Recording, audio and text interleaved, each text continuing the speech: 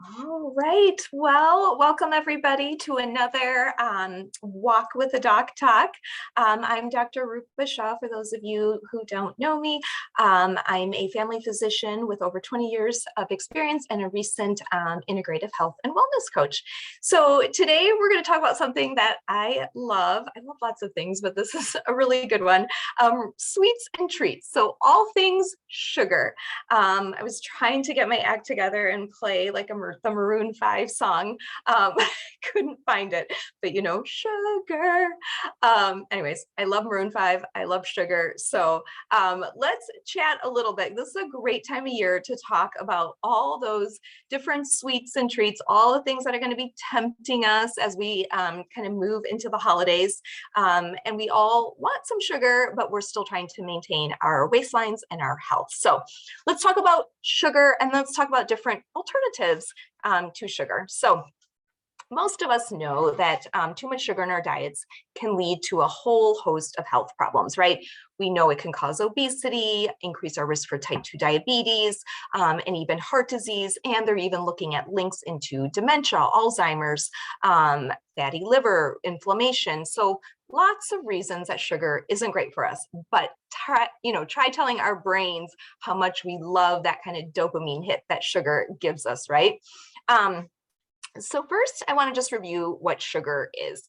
So you think of sugar, I think most people think just glucose, but there's actually different sources and different names for sugar. So there are different types of sugar, like monosaccharides, which are the most kind of simplest form of the sugar molecule. And then there's sugars that are made of combined monosaccharides. So those are called disaccharides. So the first one is glucose, which is a monosaccharide found in tons of different foods. Most common form of sugar that's found in plants.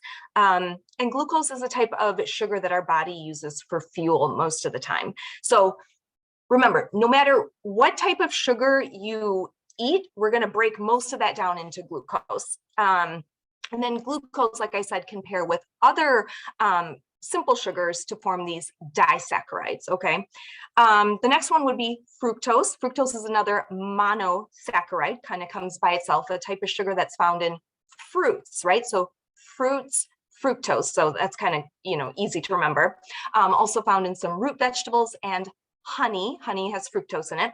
It's the sweetest of all the naturally occurring sugars. And fructose can only be metabolized by your liver. So that's kind of just an interesting fun fact about fructose. Galactose, the third kind of monosaccharide. So again, they all end in that ose, O-S-E. So glucose, fructose, galactose. So galactose made up of the same elements as glucose. They're just, the molecules are just arranged a little differently, mainly found as a monosaccharide in peas, for instance. So just kind of a fun fact. Sucrose, 1 part glucose and a 1 part fructose. So I'm giving you a little chemistry lesson here. They're joined together, disaccharide. Naturally found in plants. Table sugar is sucrose, usually made from sugar cane or sugar beets. And then the last one I'll mention, lactose. My least favorite, because I'm lactose intolerant. Lactose is found naturally in milk and dairy products, made up again of glucose and galactose, okay? So lactose produces lactic acid, which you need to, needed for fermentation to make yogurt, cheese, and then you need that enzyme, lactase, to break down that lactose in your body back down to glucose and galactose, which again, some people don't have, like myself, so no more cheesecake, which makes it easy during the holidays. So again, if you don't have that enzyme, you have lactose intolerance. And if you eat a lot of lactose, you're going to get gas, bloating, diarrhea.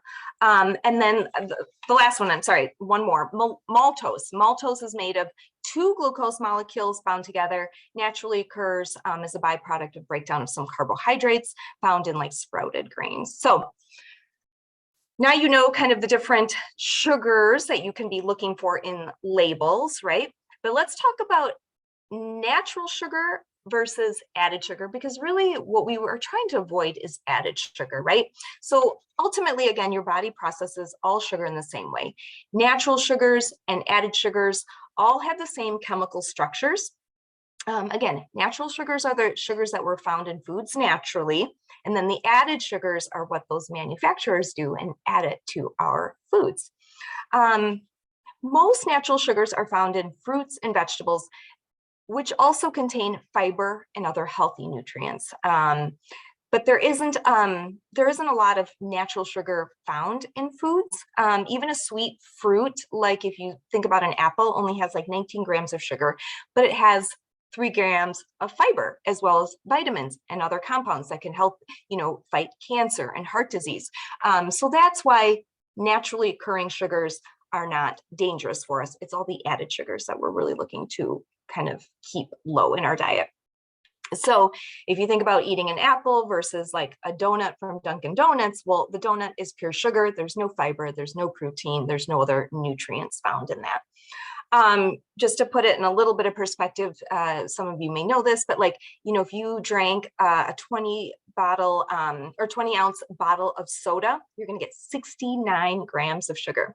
Again, that soda has no fiber, has no other nutritional benefit from you. So all you're getting is that added sugar.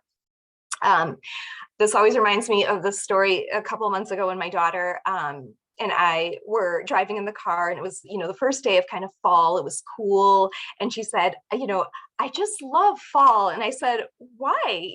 And she said, Mom, I love the colors. I love the chilly weather. And I love the pumpkin spice latte from Starbucks. And I giggled. I was like, okay, let's look into that a little bit. Because I also like those, but I wanted her to realize that when she's ordering those from Starbucks, what she's really getting is basically a dessert. So a grande pumpkin spice latte, and then with 2% milk and whipped cream, is 380 calories. And so basically this includes 14 grams of fat, 52 grams of carbs, and 50 grams of sugar. So definitely your entire day's worth of sugar right there. And so for, a teenage girl to say, oh, I love those, and be drinking those on a weekly basis, I thought, I need to probably have a chat with her.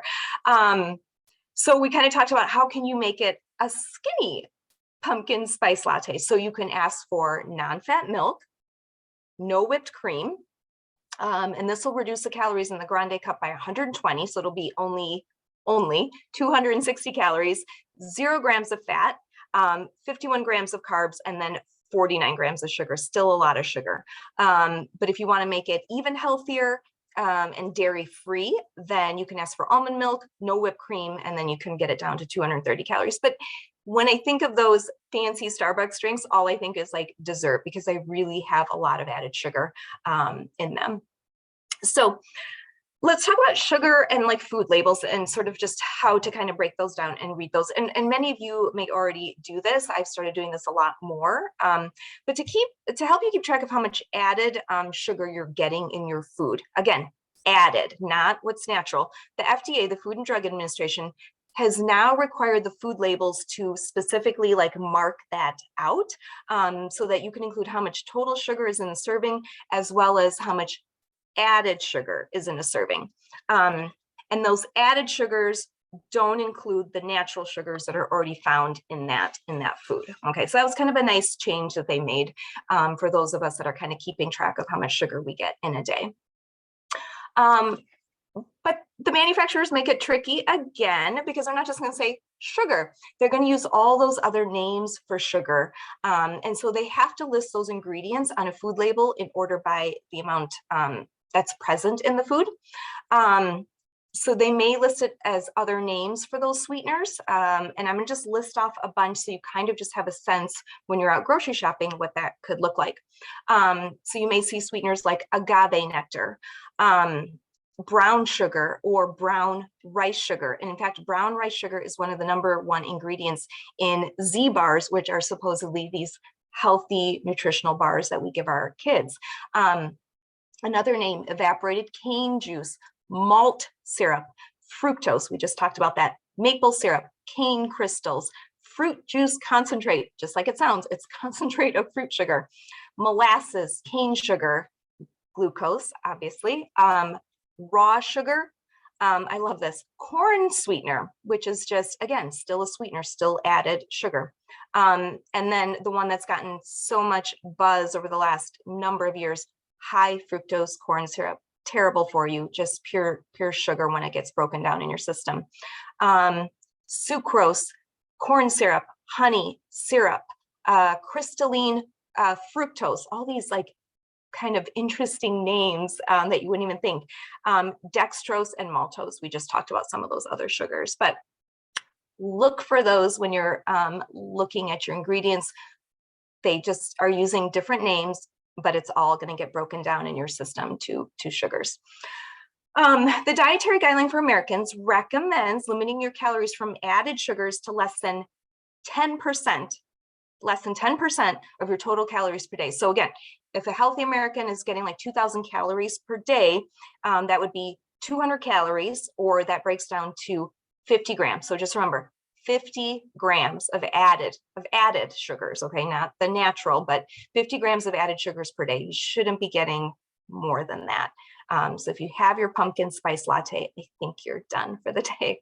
And again, the new labeling that the FDA is requiring, I really like it because it is making it easier for even myself to read labels, and even someone like my, teenage daughter to read labels, which is nice, just to educate her, not to have people focused on that, but not to sort of get tricked into, what's natural versus what is added. So, so you can, again, check your food labels to see which foods are low or high in added sugars. And just to give you an idea, if it says, 5% DV, daily value, that's going to be, or 5% or less, that's going to obviously be a low source of added sugars. And if it says 20% of the DV or more, that's going to be a high source of added sugars. And I was kind of preparing for this talk. It was interesting that recently, and this is something I've always sort of had a little angst about, is how these manufacturers trick us as consumers into eating foods, and especially I remember when I was packing lunches for my kids, when we get these granola bars that are healthy, and they had so much sugar in them. And I thought, that's not right to be able to kind of trick, people almost into giving our kids things that we think are healthy as parents, and they're really not. And so there was recently, as I was looking, a lawsuit in California against Clif Energy bars, and that they were adding so much sugar to these bars and marketing them supposedly as healthy and nutritious. So just to give you an idea, the classic Clif bar contains 70 to 22 grams of added sugar. So 24 to 30% of the calories are derived from added sugar. So I just thought that was really interesting, and just really highlights that when you're looking for a healthy granola bar or a protein bar, just make sure you're reading the labels and seeing how much added sugar that there is in them. And there are some newer bars, that have less added sugar that you can find, which is really nice. So real quick review. Why is sugar really bad for us? Well, I think most of us recognize all the health problems that come with too much added sugar. Poor nutrition, it fills us up and it doesn't then allow us to eat more nutritious foods. We gain weight, right? All that sugar deposits as fat. And it's really easy for us to overeat those sugary foods and drinks without even realizing how many calories we ingested. For younger kids, tooth decay is a real problem. It does allow the bacteria to overgrow in our teeth. One that I even forget sometimes, and then I point it out to my patients sometimes when they come into the office, high triglycerides. So if you get your fasting lipid panel back, if you have an unhealthy diet, you're going to have a high LDL cholesterol. But a lot of folks are surprised when they see their triglycerides really quite high. Why is that? Again, you're probably ingesting a high carb, high sugar diet. Those are broken down in your bloodstream and contribute to your triglycerides. So this is the type of fat, those triglycerides are fat that will increase if you eat a lot of sugar and a lot of carbs, if you're pre-diabetic, and almost always in patients with diabetes who are uncontrolled. So there is always that link between triglycerides and sugar. So really interesting if you're trying to work on that. One really good way is to kind of move towards a lower carb, lower sugar diet. Other things that are coming about sugar, and I mentioned this even in my gut microbiome talk, but just the total body inflammation that sugar causes. Liver inflammation, we may have heard about fatty liver. Again, this is a form of liver inflammation, and sugar makes this worse.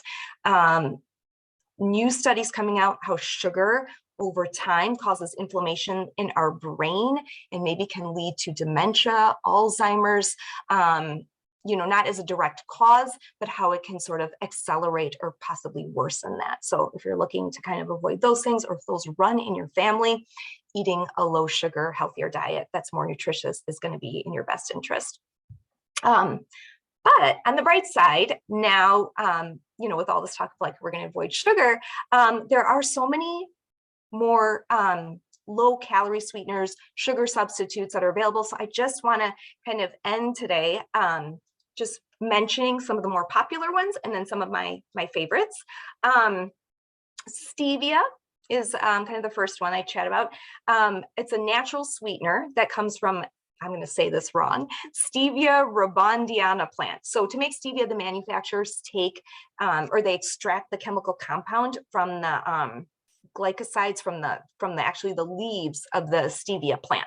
So this is highly processed, and the purified product, and I always just find this interesting, and so I'm going to mention this for each of them, 300 times sweeter than sucrose or table sugar.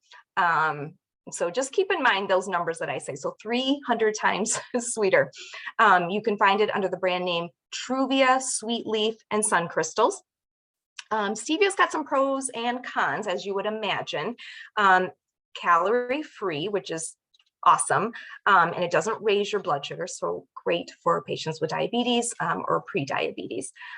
It's a little bit more expensive than some of the other sugar substitutes. It does have a bitter aftertaste that some people just can't tolerate, and so for that reason, what the manufacturers will do, they'll add other sweeteners to the stevia. So be careful and just make sure it's pure stevia and they're not adding some other things, because then those will be added calories potentially too, and can also reduce the benefit that you're getting from the pure stevia. Again, the bitter aftertaste, some people get some nausea, bloating, and stomach upset after consuming stevia. So just see kind of how you handle it. I personally like stevia. I do use it, but I just use it in my coffee so I don't get that bitter aftertaste, because I think the coffee is a little bitter. Monk fruit sweetener, I wanted to mention that. This is something I like. I do use this. It's, you probably don't know where it comes from, but it's a green gourd that looks like a melon. It's a melon. It's originally from Southeast Asia, apparently, and it was used by the Buddhist monks back in the 13th century. So that's why it's called monk fruit sweetener. And it's made from the extract from the fruit. And again, sometimes they'll blend it with dextrose or other ingredients to kind of balance out the sweetness of it. Monk fruit is about 150 to 200 times sweeter than sugar, 0 calories, 0 carbs, 0 sodium, 0 fat. So really popular alternative for manufacturers that want to make a low calorie product, and for people that want to use that. What I like about it, it's available in liquid, granule, and powder. I just use the little granules. It's safe for children, pregnant women, and breastfeeding. And it's super versatile. What's nice about it, you can put it in beverages, smoothies, dressings, but it's quite sweet, so you don't want to like overdo it. The thing I want to kind of just point out about monk fruit and the stevia is that the unique thing about them is that if you're going into Christmas holidays, you're gonna do some baking, these are heat stable. So you can use them for baking. So that's kind of interesting. I'm not much of a baker, but those of you who are, you could sort of play around with using these when you bake. Of course, how much you use is really going to depend. Again, they're quite sweet, so you're probably going to have to cut the amount that you would. You're going to need much less of it than you would your typical white sugar. Again, both monk fruit and stevia, non-nutritive. They have no calories and no nutritional value, okay? And they're both just marketed as natural alternatives to sugar. So again, if you're diabetic, you're trying to lose weight, both of those could be really useful to try. Sucralose is the other one I wanted to mention. You know this as Splenda, artificial sweetener. So artificial, not, you know, extracts from plants and stuff like that. It's made from sucrose. This one is 600 times sweeter than table sugar and contains very few calories. It's definitely one of the more popular artificial sweeteners, widely available, seen in a lot of baked goods. This one is also heat stable, where some of the other ones are not.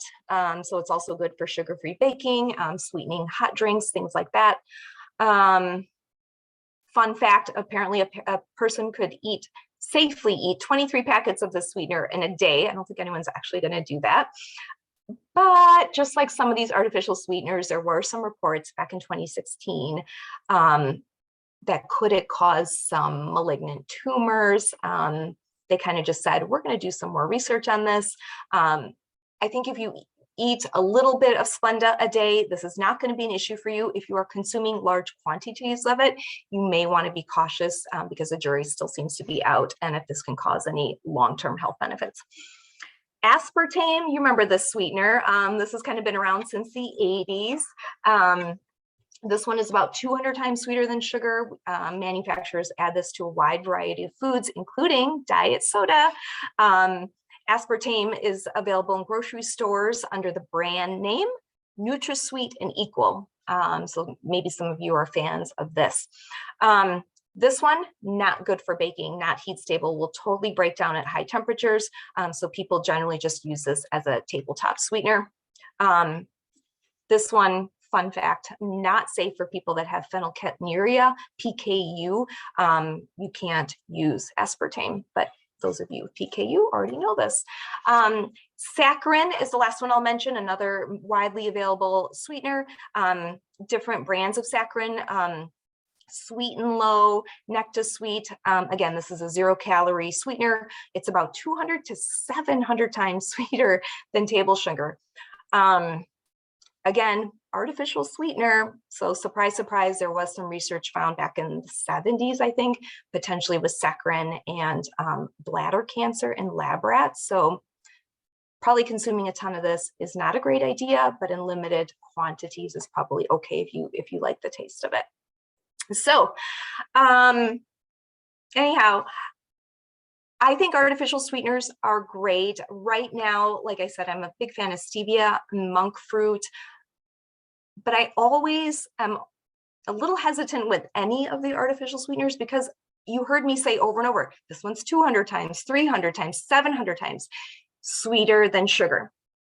So when you get accustomed to that type of sweetness, how does it affect our brains and how does it affect our palate and how we then taste other foods, right? It changes how our perception of sweetness. And I think over time can make it harder for our brains. You know, we might need more of a sweetness to feel like we actually got, you know, a sugary, you know, food. For me, I stick to plain sugar most of the time. I'll do some of the sugar substitutes if it's my extra sugar. If I want to have a soda later in the day or something like that, then I might have like a diet soda.